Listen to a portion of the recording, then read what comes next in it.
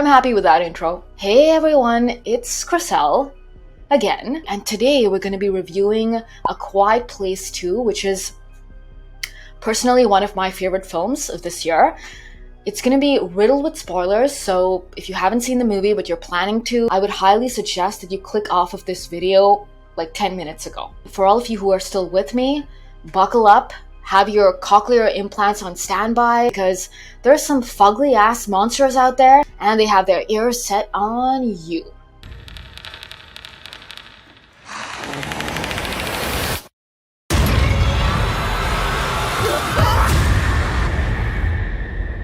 Alright, recap time. So this story picks up where the first movie left off. We reunite with the Abbotts. This one kicks off with a prequel where we see humanity leading their regular schmegular lives until an asteroid hits, monsters ravage the land, chaos ensues, and we flash forward to the present. The Abbotts, Evelyn, Regan, Marcus, and the unnamed Bebe traverse through this post-apocalyptic alien-infested world, trying to steer clear of these hyper sound-sensitive monsters. They're still using the high-frequency audio waves from Regan's cochlear implant that they discovered in the first movie to incapacitate the monsters and make them more vulnerable to bullets. Eventually, they run into Cillian Murphy's character, Emmett, who was introduced to us first in the little prequel sequence at the beginning of the movie.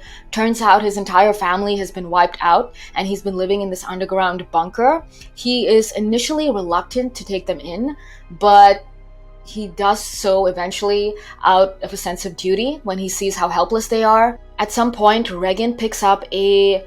Am I saying her name right? Regan? I'm sort of going by the pronunciation in The Exorcist. Anyway, at some point, Regan picks up a song, a particular song that keeps playing ad infinitum on a radio station, and she figures out that it's actually a message from survivors living on an island. She decides to go and find them so as to help them share her knowledge of how the monsters can be incapacitated with her cochlear implant. Regan also figures that she can use the radio tower to help other survivors across the land. When Evelyn figures out that Regan has gone missing, she freaks and she engages Emmett to go find her. Emmett does find her just in the nick of time, but instead of bringing her back home, Regan convinces him to help her out on her mission. Crafty little minx. After a couple of misadventures, they eventually find the survivors living in a little self-sufficient community. After they figured out that the monsters couldn't swim, they sought refuge on this island, and they're living a pretty relatively peaceful existence. But then, a stray monster that came over on a boat disembarks on the island and wreaks chaos. Meanwhile, back at home base, Evelyn decides to leave the bunker to go to the medical store and get supplies from Marcus's injured foot that he sustained as a result of a bear trap incident. Long story short, she returns to the bunker, finds it under attack, extracts the monster, and then joins Marcus and the little baby in a vault. Basically, the movie concludes with the final scene, which is Regan and Cillian's character, Emmett, find the radio station, have this monster follow them there. They air Regan's high-frequency cochlear implant feedback on the radio, incapacitating this monster, whereby Regan proceeds to impale it. The same high frequency is then aired through Marcus's radio back at home base, and he uses that to incapacitate their monster, and then he proceeds to shoot it. Roll credits. So first, let me give you my rating for this movie before we actually delve into the review. I'm gonna commit to a solid 8.5 out of 10. Just for reference, the first I'm going to assign a 9 out of 10, and this one is a solid 8.5. Let's get into it. So first, let's talk about a couple things that I really liked about this movie. First is the most obvious thing, which is it's extremely cinematic. Every scene in this movie feels like a whole ass movie by itself. Every camera angle, every sound effect was gripping. Even the tension wound into each and every scene was mesmerizing. As you probably know, this movie was also directed, just like the first one, it was directed by our very own Jim Halpert, and he did a phenomenal job. If you like the first one, there is virtually no way that you would dislike this one. In fact, so gripping was this movie that I took personal umbrage at how loud every squeaky door and crunchy twig was being. And I'm pretty sure somewhere in there I pledged a blood vendetta against every inanimate object that had no business being that loud. In fact, I had my heart in my throat the whole time simply because I was picturing a Final Destination style domino effect where like a screw would come loose in the ceiling and the ceiling fan would slightly detach, tipping a bookcase that would tilt over, touch a table, upset a coffee mug, spill it over, one drop of which would then fall onto the floor, and a character steps on it right at the wrong time, slips, and attracts a monster. That's how paranoid this film got me, and that's how brilliantly executed it was. Honestly, it just felt like a giant net slowly but surely tightening around these characters, and they were just zooming, blitzing, unbeknownst to them, to their inevitable doom. One of the standout scenes for me was the scene at the end where we see a back and forth between the two parties battling their respective monsters. So of course we see Emmett and Regan battling their monster at the radio station, and then Marcus and Evelyn and the baby battling theirs at the bunker. Through the pure magic of editing, they perfectly sync up the attacks, the struggle, the near misses, and of course the final killing, and it was just mwah, chef's kiss. I couldn't have picked a better conclusion for this movie out of the stars, even if I wanted to. Speaking of, I particularly liked that in both scenes the kids were responsible for saving the adults. I just thought it was a nice touch. This would be a good opportunity to bring up something that I should have probably led with, which is in the first movie we all fell in love with the bathtub scene where she was giving birth silently because a monster was essentially breathing down her neck. In this movie, the sister scene of that scene was, of course, I think we can all agree, Marcus's foot getting trapped in the bear trap and him unleashing this really repressed, silent scream where you felt his pain in every inch of your body. It was, whew.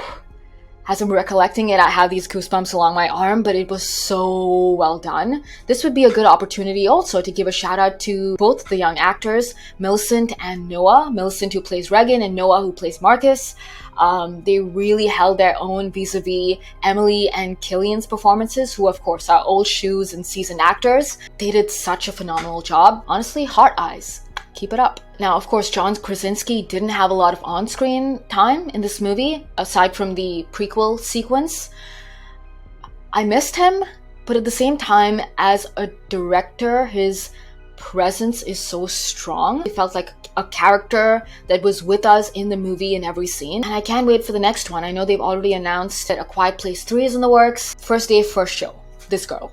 And the very last thing I wanted to point out was this movie reminds me of two movies that I have seen in the past that a lot of other people also found resemblances to, which is Hush, which is about a deaf lady who lives in this secluded house in the woods and she's being actively stalked. And the second movie that I would recommend is Don't Breathe, which is probably my favorite out of the two. As I'm thinking about it, I feel like I need to watch that movie again, but it's essentially quickly to summarize it, it's about a couple of kids that break into this old blind guy's house because they find out that he's storing valuables in a vault and they want to steal it, of course. And so like 10 or 20 minutes in, it reads like your typical run-of-the-mill break-in movie until everything turns on its head when we figure out the old guy is a raging psychopath and probably the last person you want to pick on. So yeah, it's called Don't Breathe.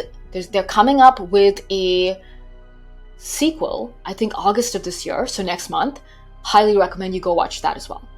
Alright, back to our regular programming. Now here's a list of things that I didn't particularly like about the movie, but whoa. Before you jump down my throat, I just want to say that it's not that I didn't like it, it's just that I was questioning it. Yeah, I'm gonna go with that. I was questioning it. These are extremely forgivable sins, and it's just that I'm a cantankerous, belligerent old lady that complains about everything. So, forgivable sins, by no means a deal breaker at all, but I just thought they were worth mentioning regardless. This movie, for me, read as a replica of the first one, albeit with a slightly tweaked cast and slightly different scenarios where they get into hot water with the monsters. What I mean by that is there was not a lot of significant progress in the plot to really warrant a sequel. Now, I do want to acknowledge, of course, that these movies aren't really made for their plot. They have a pretty straightforward plot. They're made for their moment-by-moment tension that it induces on the audience, the hook factor, the execution. I get that. However, if they could have possibly paired it with some sort of progress advancement where the characters learned new lessons or we learned a little more about the world, the monsters, something, it would have definitely made for a justified sequel. Now, I don't know if this is just me, but I realized that the characters sort of figured out the monsters, the aliens' weakness in the first movie, but they didn't really use it or weaponize it nearly enough. Also, when Regan and Emmett actually get to the island, I feel like when they realized the monster was with them, they could have used the cochlear device way sooner to emit those sound waves, way before they got to the radio station. So there are certain scenes where they could have made their life way easier and had way less fatalities, but sure, forgivable sins. Now that I think about it, I'm trying to figure out alternatives to something as esoteric as the cochlear device. So what else could be used to incapacitate these monsters knowing their weakness? For me, I would probably grow out my nails and then walk around with a chalkboard and just... Ugh, was that really my best impression of nails on a chalkboard? Another alternative could honestly be just walking around playing Mariah Carey's whistle register on your phone. Another alternative could be recording your cat doing the ALS ice bucket challenge and then speeding up its high-pitched wail by about 10 times, having a recording of that handy to just, take those monsters down. Aren't ghosts, demons, and ghouls afraid of cats anyway? That's kind of poetic if you think about it. Now, I can't be the only one who thought this, but throughout the movie, I was picturing that scene, the end scene in Mars Attacks, Tim Burton's Mars Attacks, where they have these Martians who invade Earth, and they finally discover the best way to defeat them is to broadcast this really operatic song through their megaphones, causing the Martians' heads to explode in their space helmets.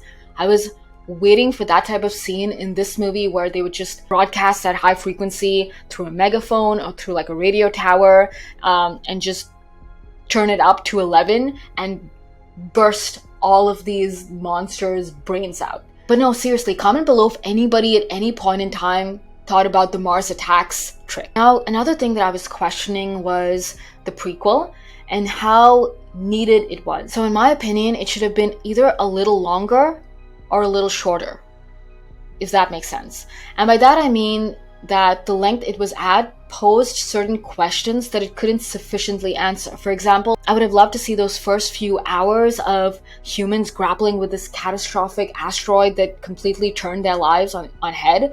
The first few hours where they figured out, okay, these aliens hunt by sound, and measures that, those initial measures that they take to survive before they can figure out a bigger master plan. I would have liked to see that. It also doesn't answer other questions like, was there more than one asteroid? I suppose there was. There was probably more than one asteroid that fell across different parts of Earth, because we do know that this is a worldwide catastrophe, or it was implied upon either in this or the previous movie, but yes, it's definitely worldwide. So were there multiple asteroids that fell? I'm not sure. It would have been nice to get a little more pretext before we hopped back to the present. And yeah, really the last thing that I wanted to touch upon was the ending. A lot of people were saying it was particularly too abrupt for their liking. These kinds of movies are known to end abruptly. I can't think of anything that I would have wanted added to it, so I suppose it was the perfect ending. They kill the monster. It feels like it ends mid-scene, and there's they need about 5 minutes more maybe, where we see all of the surviving inhabitants slowly reconvening and mourning their loss of their loved ones or whatever.